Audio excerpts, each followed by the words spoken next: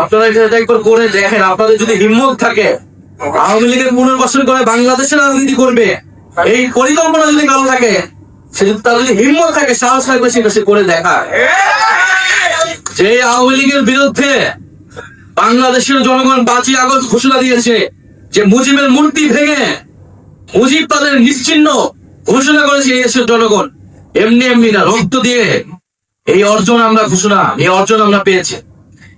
এখন আমাদেরকে বিভিন্ন পত্রিকার মাধ্যমে বিভিন্ন এটা সেটা বিভিন্ন টাকাকে জুলাইয়ের ইতিহাস বিকৃত করবে, জুলাইকে ভুলিয়ে দিবে। এত সহজ যদি হতো তাহলে তারা কতটুকু করতে পারে সেটা বাংলাদেশের জনগণ দেখে নেবে। আজকে 3রা আগস্ট আমাদের জাতীয় ঐক্যের দিন, আমরা জাতীয় ঐক্য ধরে রাখতে চাই। 3রা আগস্ট বা 5ই আগস্ট মতো জাতীয় ঐক্যের ভিত্তি ছিল শেখ হাসিনার বিতরণ। 5ই আগস্টের পরে জাতীয় ঐক্যের ভিত্তি হয়েছে নতুন বন্দোবস্ত, ফ্যাসিবাদী ব্যবস্থার বিলোপ এবং বিচার। এর ভিত্তিতে আমরা ঐক্যবদ্ধ হব। যদি তারেক রহমান বিচার করতে পারে, যদি সংস্কার বাস্তবায়ন করতে পারে, আমরা অবশ্যই ঐক্যবদ্ধ হব।